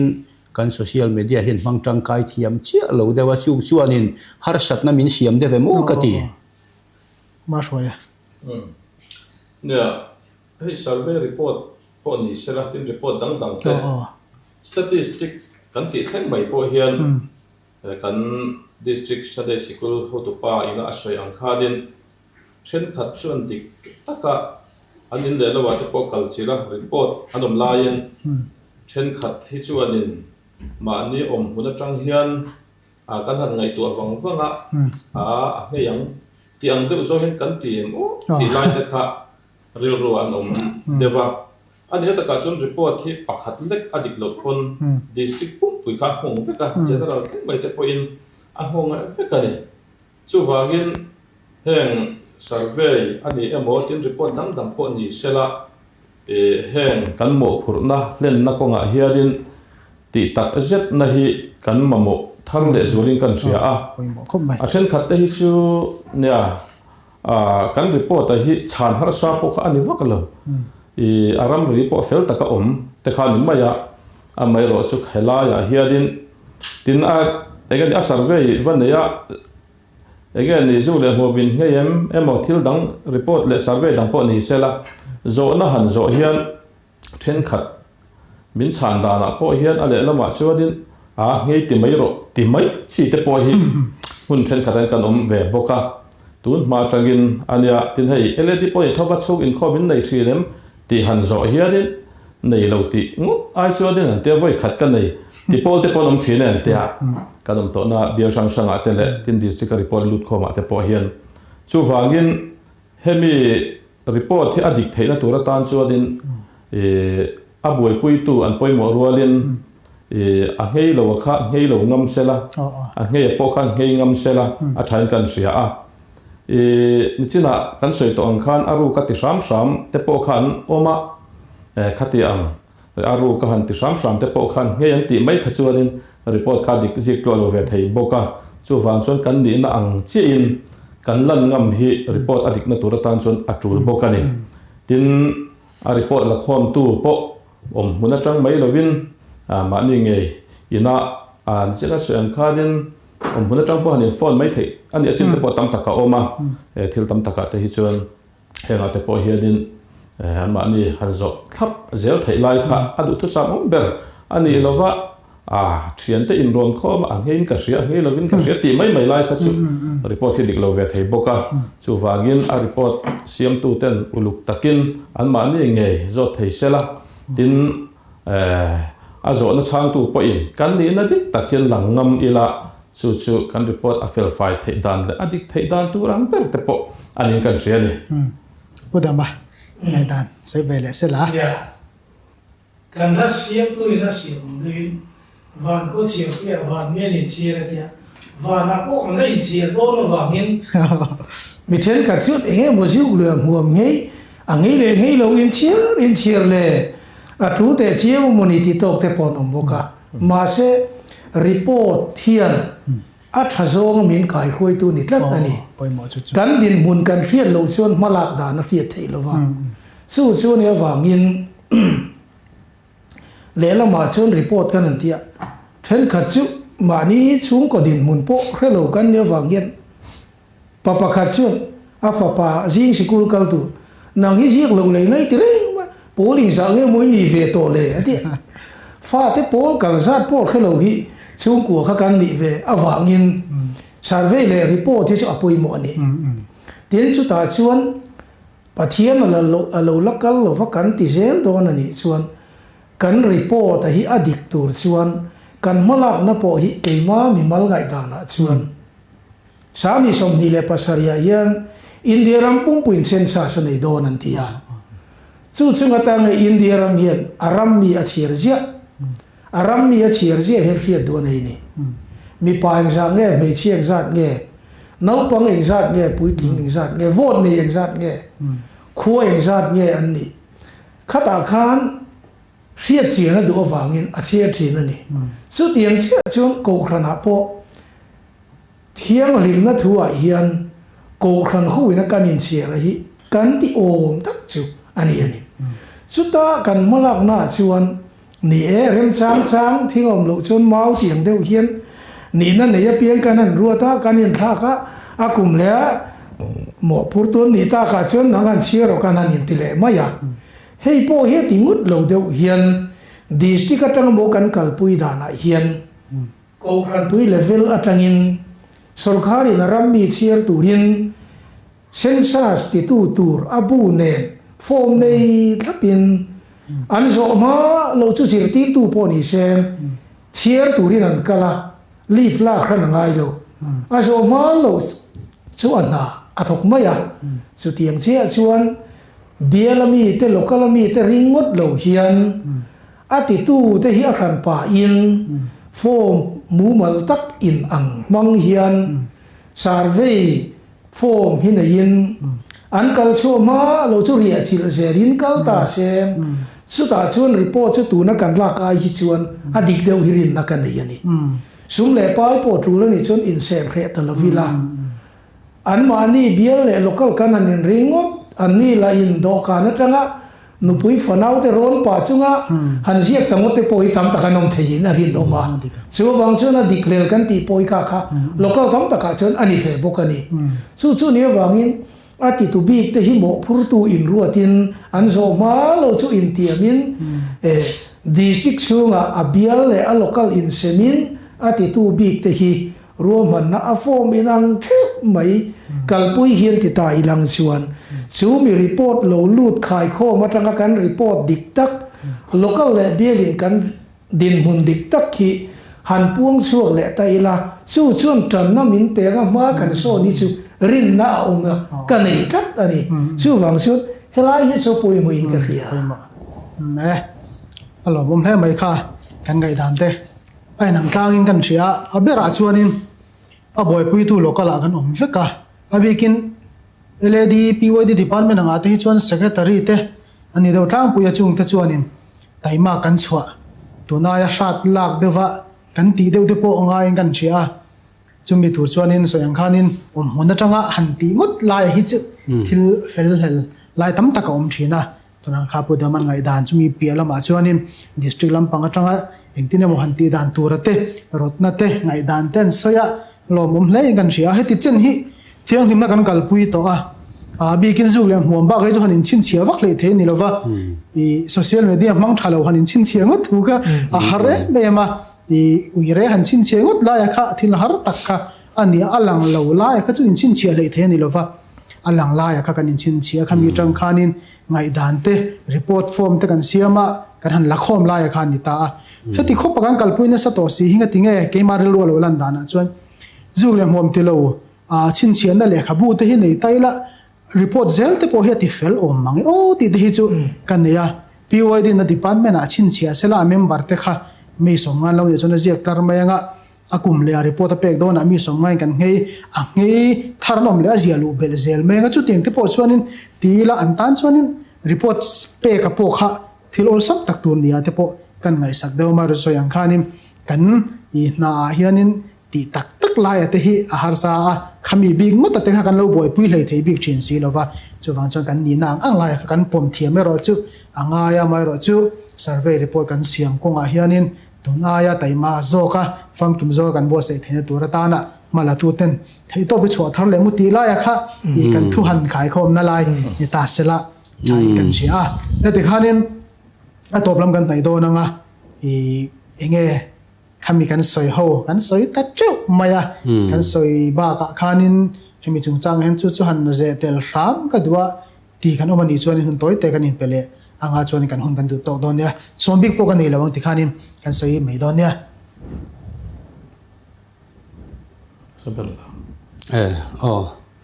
nia kan in kom na thua hian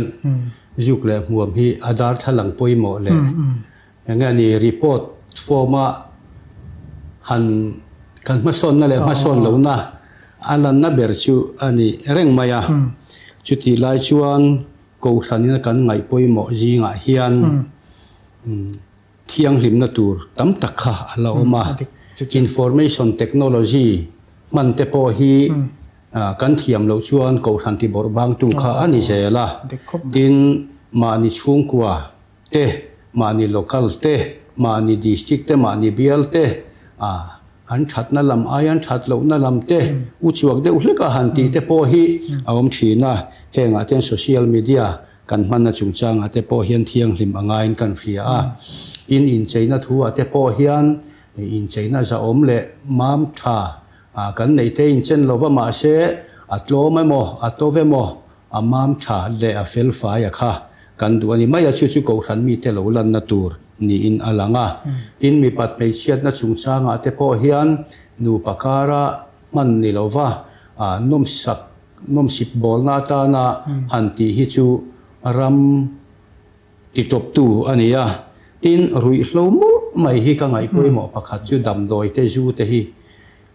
hei nam le nam in be na ram le ram in do na chi khat hi lo ni ve a chu wang chuan kan chen om ram ten enga tinge rui hlo an lo tol ruk kan thalai te nun kha rui hlowa pil sela chuan du tokin an ram chu in ti thiam lo mai la kan suwa sam thei tawang an thalai te tha kan cha sak si chuan ti ril rupuwa rui hlo hi tol an nia chulai kara mani ringot in ngai tua lo zuara mi nun ti chiat na lo du poi ti reng lo kha kan om thei boka chu ko than mi te hian kan do tur ni in alangin kan thia tin corruption hi kan ram ti chuan op tu ania ma se pathian khongai na zara sarkar te pon zamngul an han siama tin ko than mi chuan kan in zir ti renga chulai kara chuan corruption mi hlem hle lu tuk te corrupt lu tuk te hi kan ngai nep thiam te po hi tul ta in ka hia ma ni hloba ka hausa ama ro chu mi in scheme nei thiama sum don ne mo poisa taimak na wanga lak lu na danga nei hi chu kong thana nia chu tiang ni lo fa ma ni hlo phu lova khosa te hi ngai nep na thin lung kan ram le kan ko than kan christian na hian anei huna hian corruption lama hian kan ram hi lo fi hli manga poisa ani na tur dik taka manani chuan sarkar point ma so nanga ram angpon ma kan son zel hi ka be sei tata chu wang chon hetiang konga hianin thiang him na hi kan va ma mo em ve o ti te chu ka ngai tu na chu nom ve de wani lok pakhat le kan han soitar zonga karilua akhai khom na pakhat chu ti lo tur ti le atha zong ti tur kan in ko mu hi ko mu tu lo ma seng ti lo tur ani ti tu te hian campaign nein ti lo ro min ti tu hi lo ma se mani chau po dik na nun le thiang lim na nun kan nei hi apoi mo ber in ka hia rongbol tu ni le talo pastor ni le talo nun mu tlak lo te hi ka lo mu ve ni chu wang chu khang ang min khap tu kha lo ma se ke ma hi chu pathian bua eng lai po in kani na kha standing chu chu pui mo pe in ka ria min khapa wa ka ti lo mai ka ni nge chu tiang min khap tu te lo mut na mu na ka kala alo ka ban le mai sin nun khani lo bin lai po in khap tu le ti lo tu wa soi thin te hi ka mu phak le ka bula po lo ma sen thiang ni na nun hi chu ka kal pui tu re ni ti lai hi thim zinga po ni ro se mi dang zinga le kianga tu mu lo po ni ro se khoi mu na po khalai ka chu a pui mo be rin kan ria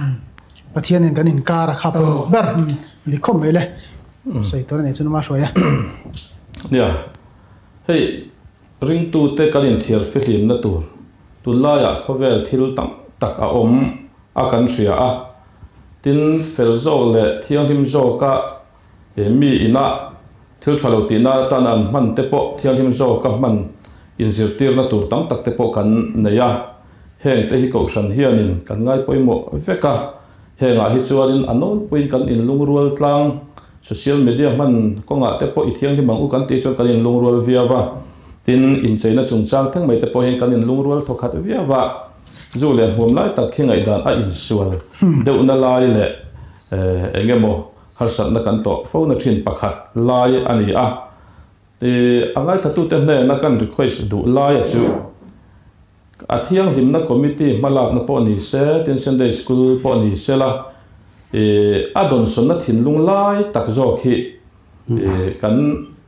in herrem hi atulin kan ria a in pen na tur te tam takin kan zonga ka chandam na khoi lo chu ti khati te po kan tia ka soi to angkharin hetlam hi chu kan ngai tu le kan wa soi vak hi atul lo hian ka ria a ko san ro re la ni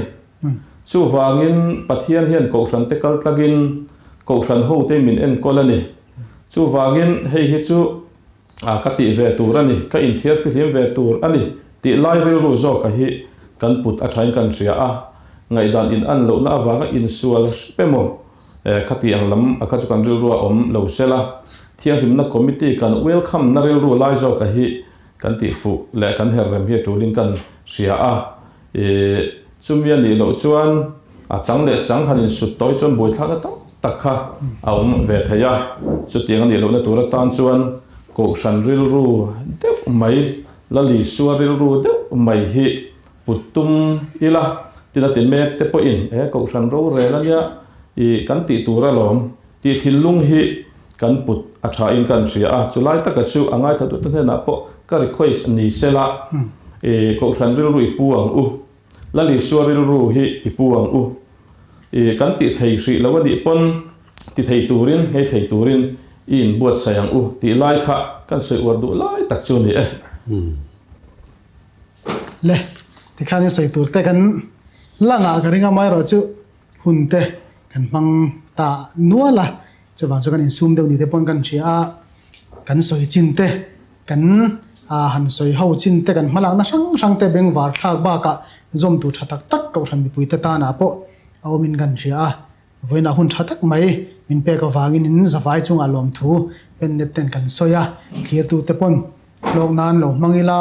kan mambo kan ta na thatur ani ti ria ila ko san da ni na a khap thil te a phal lo thil te hi chu kan district shoi to pai na ron soi ang khanin kan ti lo mai lai te po hi a fin thak lai ni ti te po voina hian zir chwa tum tai la thain kan ria tin thiang hlim na kong sang sanga te kan soya lang theite alang lo lampang chung changa te po chunga te chuanin pathian ne na kan in kar a poimo a chunga chone ti lo tura kan in bo saya kan thiang hlim zel theina tur konga vona kan program hian min ko mu tu min kai hroi tu ani ngei kha kan be se ani pennet thiar tu song song te in zawai chunga lom thu kan soye